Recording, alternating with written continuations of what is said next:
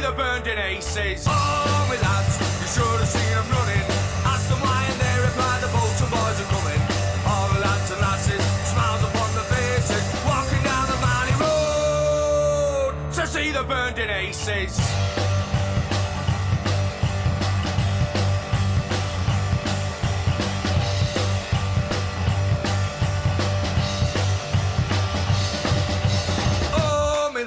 You should have seen them running. Asked them why and they replied, the Bolton boys are coming. All the lads and lasses, smiles upon their faces, walking down the Marley Road to see the Burnden Aces. Oh, my lads, you should have seen them running. Asked them why and they replied, the Bolton boys are coming. All the lads and lasses, smiles upon their faces, we're walking down the Marley Road to see the Burnden Aces. Hello guys and welcome back to Wanderers Weekly. We've been away for a while, but we do have a promotion special for you today. Obviously after the game at Crawley and the celebrations, we do have Bolton lad Harry Brockbank with us. Harry, thanks for joining us, pal. How's things with you, mate? Good, yeah. Been a hectic last 2 weeks, but really good, yeah. And just made up how we got the promotion. Yeah, as a Bolton lad, and you've been here since you're 7 years old. Yeah. You've been through the mill with it all. You've captained the side when obviously the players weren't getting paid and we're struggling a bit, but yeah. You've seen promotions, you've seen relegations, but where does this rank? I mean, the season, we were 19th, 20th in February, and the way that we've rallied as a squad. And yeah, to be honest, it looked outside, didn't it, in February, but I think deep down, I think the lads always knew that there was still a chance, and I think we all believed that there was a chance, and it's been an amazing achievement. I don't know, but we've done so well to get promoted in such a short space of time from February. It's like the gaffer said, we give everyone else a 20 game head start, I think it was, but yeah, we've done so well and I'm just proud of the boys.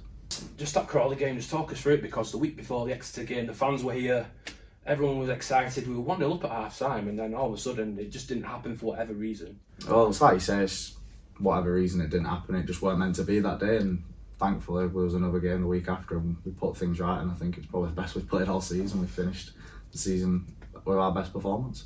I can imagine it was a difficult dressing room after the Exeter game. Obviously the gaffer said in his post-match interview he weren't happy with the result, but he was still adamant that we'd get that promotion against Crawley. And during the week the lads worked very hard.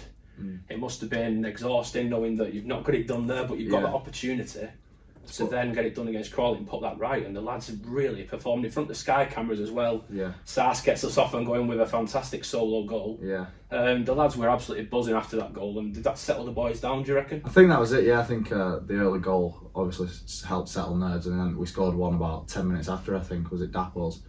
So then I think then everyone was just more relaxed and was a lot less nervous. I think when we was at home, I think that the hype with all the fans being here, we knew we could have done it on that day. I think it might have just got a bit too much for everyone, and thankfully, like I said, we had the game after and we put it right.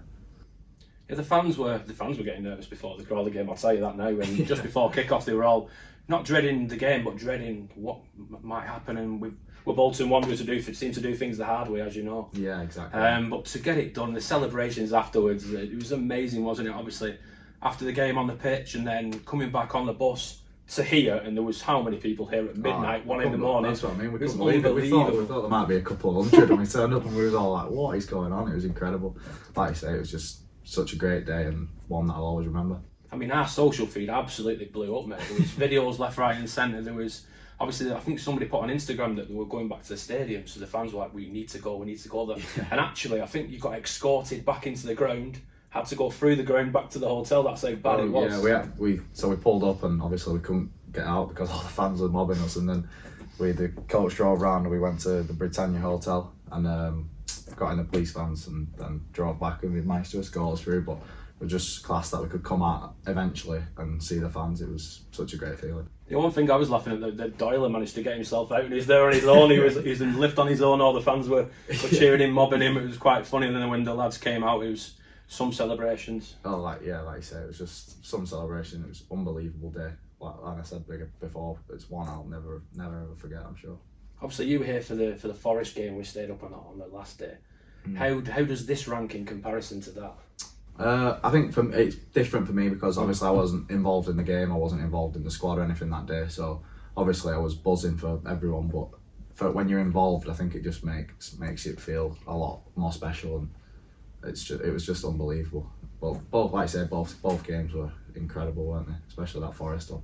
Yeah, one thing I've noticed from the outset is that the togetherness of the squad this year. Obviously, you've been here a long time, so we've seen the lads coming in that you didn't know from Adam. There was a lot of signings made in August, then a few more in January. Yeah. It did take a while for the lads to gel, because you can't throw 23 players together and expect them to come together straight away. Exactly. It took that time, and just how did you get on to gel with the lads? I think, like you just said, then things can take time sometimes, and I think the togetherness was always there amongst the lads, but we just obviously didn't know each other's games as well. We didn't really know each other on the pitch was probably the problem. Off the pitch, we've all been good mates from minute one. I think the gaffer really made it important for us to be together and do things outside of football together, and we try to as much as we can. And like I say, now I've got some lads in that changing room. I've been my best mates for life now. Like, love them all. I don't have a bad word to say about one lad in the changing room. I think that helps a lot. Yeah, the togetherness is unbelievable, and you can tell that when the players did start to gel, that's when we were 19th, 20th in February. Yeah. The 14-game unbeaten run was absolutely sensational, but it's the lads that are not on the pitch every week, the lads like Ronan Darcy and yourself lately, that the gaffer has implemented you to go with the team. Even if you're not in the 16, you travel with the team and back the lads. That's just what a dressing room we have here now. Exactly. I think it's important that you do have like them sort of lads as well, because you don't want lads sulking when they're not in the squad. Obviously it's not nice if you're not playing or you're on the bench or whatever, but I think if you can be on the bench and you can G everyone up and you can shout on and you can try and help the lads as much as you can, then it makes the lads feel a lot better as well, and that's how it should be, I think, in a changing room. Yes, we've got a lot of experienced heads in the team. We've also got quite a few young lads, local lad Adam Senior, Dennis Politic. It's great to see him on his return to fit a player who you know very well, you've played with for many years now. Just how pleased are you for him back on his road to recovery? So happy for him. He's I can't tell you a footballer I've ever seen as dedicated as him. Honestly, he puts his life and soul into it, so I'm so happy for him, and hopefully next year he can kick on and have a great season. You mentioned that you've been at the club a long time. Obviously you've had those that great under-23 league win under David Lee. David Lee as a person, as a coach, obviously he's one of my favourite players growing up, but as a coach he was a great coach, wasn't he? Yeah, I thought Didsy was great with me. I had Didsy from being 16-year-old until I was 20, 21, so I know him really well, and his man management on off the pitch, speak to him about anything, I can't speak highly enough. But he was so good for me in my career anyway, and he's made me a really good footballer. So being at the club since you were 7, how did it all come about really? Was it a school scholarship, that sort of thing? Yeah, so when I was a kid I was just playing locally like everyone does, playing for Bolton County, and then I got scouted. I'd been like, at that age you don't really sign for anyone, you just go to like little camps and that. And I've been at a few clubs, I was at United, at City, and I've been at a few teams, and Bolton came, so I came in, and at first I was on like a 6-week trial, and they couldn't make the decision on me, so then they had to go to an 8-week trial, and they still couldn't make a decision, and then it went to about 10, and then finally made the decision and signed me, and then ever since I've been here. It's been quite a journey for you though, obviously coming through the various age groups you develop. You notice your development as a player, obviously. Yeah. But coming through the 19s, 23s into the first team, I remember the Coventry game, the 0-0 result where you were skipper for the day. Just how was that feeling? Yeah, I've never had a feeling like that before. It was weird. It was because obviously I was one of the elder lads on our team that day, so I felt like I had to try and lead the lads and help out the young lads as much as I could. And I'd only played about 4 or 5 games myself in the league, but captaining like your hometown team, there's no feeling like it. It's just an unbelievable moment for me. Yeah, I think the average age of the squad was 19 on that day. Yeah. And considering the players weren't getting paid and what was going on in the background, being captain of your local team, obviously your family have played a big part in your journey as well, because they've got there as part of your journey as well. But exactly, my mum and dad have been there with me every step of the way. They never, when I was young, never forced me to say if I didn't want to go to football, I didn't have to go. Them sort of things. And my dad's run me up and down the country from being this big, and I'm just so happy now that he can come and watch me play, and hopefully I can repay him the favour. So the last couple of years you've gone through various injuries. Yeah. You started the season, you were playing a wing back, you've been playing various positions, you can play anywhere across the back. A little bird tells me you could even play in goal as well. Yeah. But start the season you were playing wing back. Just how did you find that under the new gaffer? Yeah, I was enjoying it. I've never played wing back before, and wherever I play I just want to give 110%, and I think it's good for me that the gaffer trusts me to play me wherever, because if he has some sort of trust in players, it makes me feel a lot more confident. And so wherever I'm playing, then I think the gaffer's put me in for a reason. He trusts me. So yeah, it's just I play wherever and give it my best. That's all you can do, innit? Yeah, you mentioned the trust element there. There's a lot of trust between the gaffer and the lads. That you'll notice at certain games he's had to throw certain players in who he trusts in a certain position, which depending on the opposition, I suppose. Yeah. Ben Jackson on loan scored that crucial goal against Morecambe. What a moment! That was a fantastic moment. There's been so many games late on in the season where one goal has defined the result, or we've won 1-0, or we've scored a late goal, and that's just how it's been this season. But keeping clean sheets has been a massive priority for the gaffer this season. Exactly, yeah. We knew that if we started keeping more clean sheets, then we'd go on and win games because of the firepower we've got up front. And I think in a lot of games we've been frustrating because we could have been 3-4 out of sight, and we've always seemed to be winning 1-0, 2-1 just by the one goal margin. But like you say, we've got the firepower up front, and thankfully we got the job done. I think the last game, it's sort of we let out that frustration because we've been due to give teams a hiding all season, and I think everything just came together in that final game. Yeah. Obviously Sarsi's early goal, and then for Lloyd Isgrove to score near the end. I mean, I don't think anyone deserves it more than him, really, because he's so dedicated. When he's thrown into the team, he gives 110%. He's trusted by the gaffer, and to see him score on the last day, that was a great buzz for him. Yeah, but Izzy's, honestly, I've never met a better lad in football. Can't tell you, he's so funny, such a good guy, do anything for anyone. So for him to score in the last game like that, the last goal, so happy for him.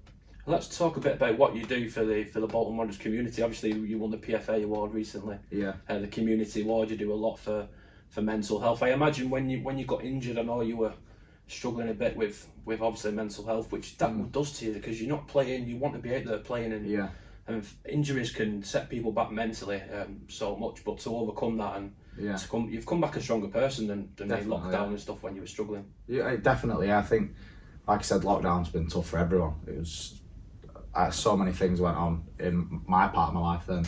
I was down. I was waking up at 1 o'clock in the afternoon, not wanting to get out of bed. These sort of things. And thankfully, I'm out of it now. And like you say, it's made me a stronger person for it. And I think it's really important that we try and get the message out there to people that you're not on your own, and if you ever are struggling, there is people you can speak to, even if you don't feel comfortable about speaking it with your mum, your dad, your brother, whoever it may be. There is people who will speak to you, and it will always get better. Let's talk a bit more about the gaffer. Obviously, you played under Phil Parkinson, Keith Hill, and obviously Ian Everett's coming this season. Mentioned about the new lads coming in, the way the season started. Some of the fans were thinking, is he really the man for the job? But he's shone through. Did a fantastic with Barrow, came to the club, and he's shown why he's not just because we've got promoted, but the way he's treated you individually. Yeah. When we were down in the dumps in 20th, thinking what's going on here, and then we've managed to galvanise and get up the table, and he's done a fantastic job this year. Yeah, he's done a great job, the gaffer. I don't obviously from the outside it might look bad, but from the inside we always trusted the gaffer, and I don't think there was any doubt that from us that we thought he didn't think he was the right man, because he's done, like you say, he's done such a good job with Barrow, and he's been so good with everyone in the club. He's been so good with me. He can go and speak to him about anything. I could ring him now and have a 20-minute chat with him if I was struggling or whatever. He's been so good, and like you say, he's done so well. Let's talk a bit about the older players in the squad. We've heard we can hear Matt Jilks every week. If you sat up there, you can hear him barking orders how he struck. Yeah. That helps. I mean, people say that he could arguably be the player of the season because of his work off the pitch or on the pitch when he's not actually in action making saves. Him and Baps have played a crucial part in the season. It's so good to have people like of that ilk in the team, because both played at the highest level and they're both really good with you. If you ever have a question, or you can just go into them and speak to them or whatever, and they'll help you out. They want the best for everyone, and to have two leaders on the pitch, it makes everything just a lot more easier, especially when you're a young lad like myself. And obviously they played with the gaffer, so the gaffer has that trust in them, and I think Matt Jukes can play till he's 50 the way he's going, and his fitness levels are unbelievable. Yeah, Joe's done so well coming in, and he's been fantastic for us all season. He's made some great saves, some big moments, but yeah, like you say, he's done so well, and just really happy for him. Yeah, the Salford result here was really the turnaround of the season, don't you think? Obviously live on Sky, a 2-0 winner. I know they were the favourable side because of where we were in the table at that point. Yeah. But that really was one of the breakthrough matches in the season. Yeah, like you say, it was on Sky. We wasn't doing so well at the time, and I think that sort of pushed us on then to think we can beat these teams. I don't know why we're getting so nervous and everything, because we are a good team, and I think we always knew that we was the best team in the league. It's just been frustrating because we've not put teams to bed, we've missed chances, we've let easy goals in, things like that at the start of the season, but thankfully it all came together in the end. Yeah, real early in the season we weren't getting results, but we were still dominating games in some of them. I remember the Crawley game at home, I think we had about 25 shots on goal. We was talking about that during the season, saying like, can't believe games like that we've dropped points. Like I say, I think we had 28 shots that day, and we just couldn't score and got beat 1-0, and it was just like, it just felt like we was all down in the dumps in the changing rooms, and it just felt like it just wasn't going to happen for us, and all of a sudden everything just clicked. I mean, during that run, that 14-15 game unbeaten run, when Doyle came at the start of the season, he came with a massive reputation, scored bags of goals last season for Swindon, and to come here with that sort of reputation and that pressure, he's really withstood that pressure very well. Yeah, Doyle's, I think everyone knows, he's just a finisher. He's in front of goal, you give him a chance, it's going to be a goal. I think we just needed to work harder to get him them chances, and thankfully we did, and I think he ended up, 19 goals this year? Yeah, so scored. Let's hope he can score another 19 next season. Yeah, the last end of the season we had some massive games. I mean, there was the Cambridge game, the Morecambe game, where we needed to win because the teams around us were all picking up points, and it looked doubtful if we'd get in the top three. Yeah. But we really performed well in those crucial games. The Morecambe game especially, I mean, when the players came out to the court and there were fans on the other end. Yeah. I actually seen you get off the bus and you're looking at the fans there in amazement to think, wow, we've got a really special group of supporters here. Yeah, well, for me being the only lad who's played in front of the fans from this team, I was obviously having to explain to the boys how big of a fan base it is and how good the fans are. So when you get moments like that, I think they started to realise, and especially when we got home after the game, the last game against Crawley, I think they realised then that it's a big fan base and they just love the club. Yeah, the gaffer says that quite a lot about the fans. I know he's not met the fans officially yet, but what a group of support. I mean, us here at Wanderers Week, we are sort of the voice of the fans, and the fan base this season has been fantastic. And how difficult has it been playing this season without people here? Definitely, yeah. I think when the fans are in, I think some of them games that we weren't scoring goals, I think other teams might have crumbled if the fans would have been in because of the noise of the place. I mean, you know what it gets like in here when it's booming, it's unbelievable. So yeah, I think the boys, and you saw the iFollow numbers as well, compared to other clubs, how many we was getting watching us.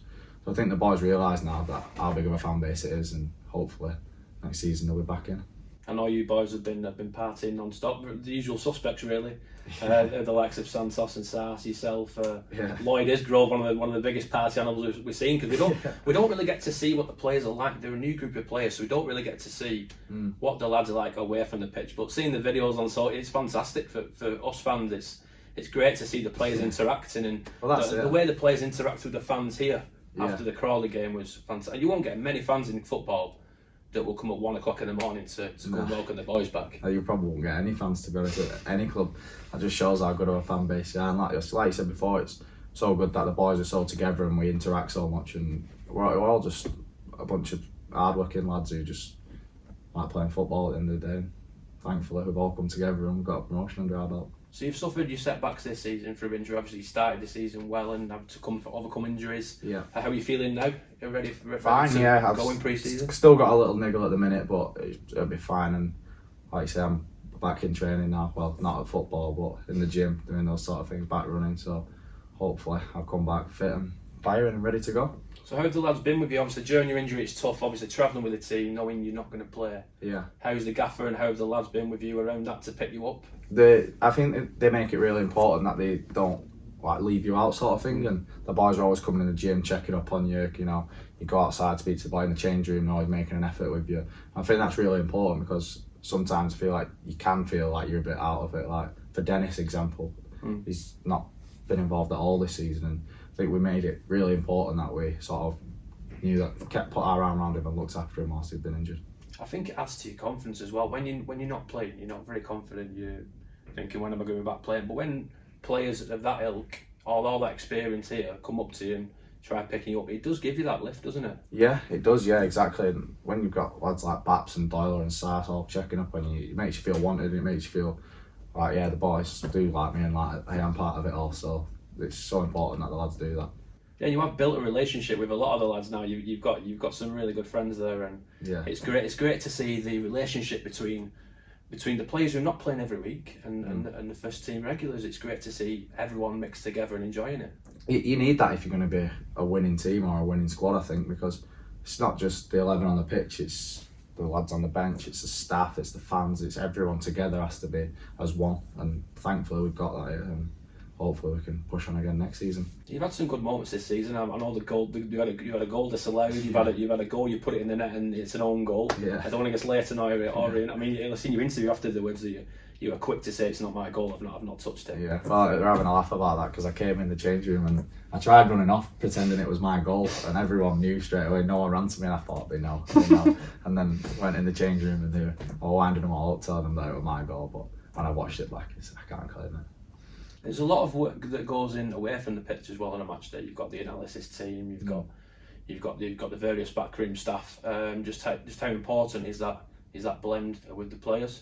Definitely, it's really important. I mean, you won't get to see what goes on behind behind the staff doors and stuff, and they help us out so much. The physios, like you say, with the rubs, strappings, things like that. Ducky with the Pete and Ducky and the gaffer with the analysis, showing us up the opposition, other players, things like that. It's all really important, I think, that we do go through those things so you know what you're up against and can get you ready for the match day. Yeah, the gaffer's tried a few different things. I've seen you stand in the stands for one half, looking down. It can be different looking at the touchline to actually being up in the stand. You get that extra view. Yeah, and is that something that he's implemented? And to turn around from that 19th, 20th position, did anything change with the gaffer, the way the mindset of the lads? It's just remained the same, hasn't it? We've just had our luck and that confidence to exactly. I don't think anything changed. I think the gaffer just making it important that he drilled into us just to stay positive and just keep believing that it could happen. And thankfully we did, and we got promoted. Yeah, in fact, it was fantastic. Obviously, the Exeter game was like I said, it was a massive disappointment. But the crowd, there was just such a buzz about. I think the Bolton fans are still partying now. That's just. There were actually one fan actually asked me, can I replay the goals every week until the start of next season? That's just how big the buzz. But it's a new challenge now, Harry. Yeah. Next season, back in League One. Yeah. I assume the gaffer will strengthen things, maybe bring in a few names, but. How excited are you and the lads now for next season? Exactly, yeah, we're just buzzing to go again. I mean, we've enjoyed ourselves now, we've had our partying, and it's back to business now, and it's back to work. Get yourself fit, get yourself back in for pre-season, and hopefully we can kick on next season, and hopefully we can go again and do what we've done this year. So what's the plan then? You and the boys got a few more weeks off. Are you back in soon? So tomorrow's the first day of running again. Right. In our off season, so when we're at home or wherever, and then I think we go back early July, late June. Oh yeah, we just can't wait to get going again. So yeah, next season you've seen some of the teams you might come up against here.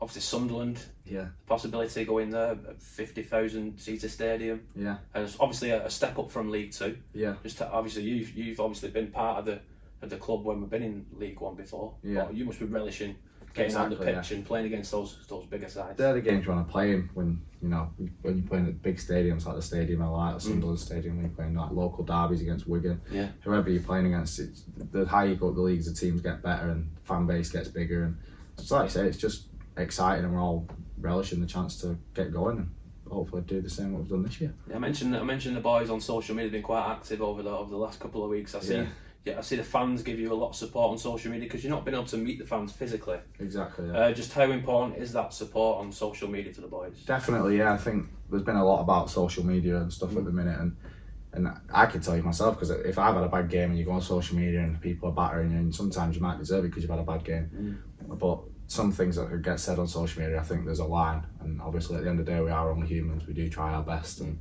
we don't. No one wants to lose, no one wants to play bad, but these things happen.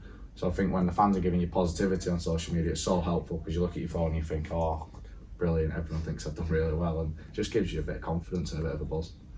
Yeah, I think the fans have voted Izzy as the funniest guy on the planet after some of the videos on social media. He's the funniest guy on the planet. I can back that up. He's hilarious, such a good guy.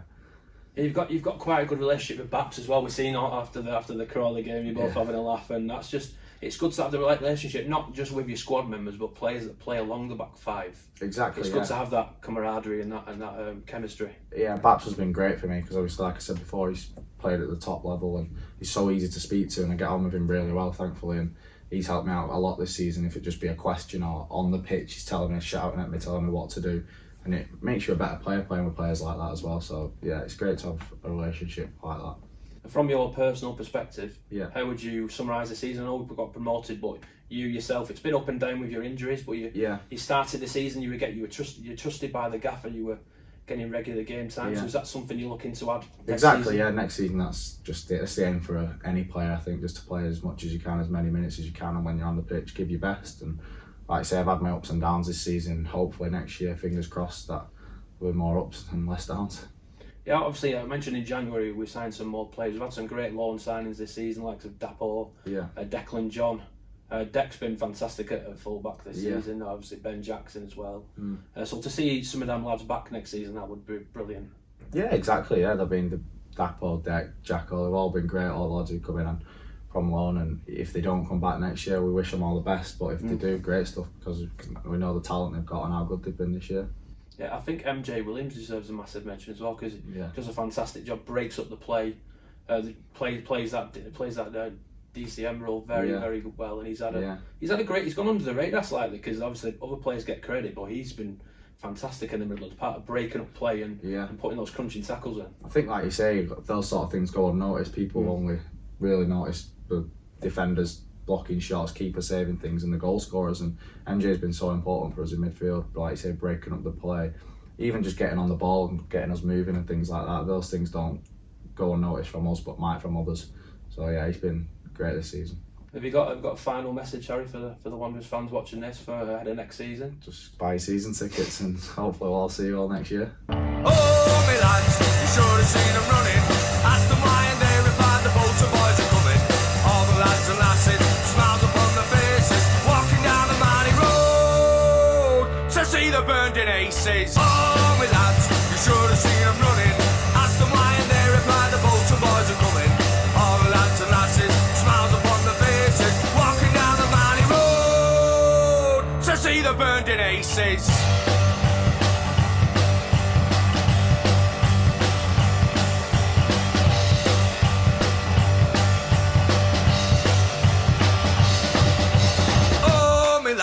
You should have seen them running. Asked them why and they replied, the Bolton boys are coming. All the lads and lasses, smiles upon their faces, walking down the mighty road to see the Burnden Aces. Oh, me lads, you should have seen them running. Asked them why and they replied, the Bolton boys are coming.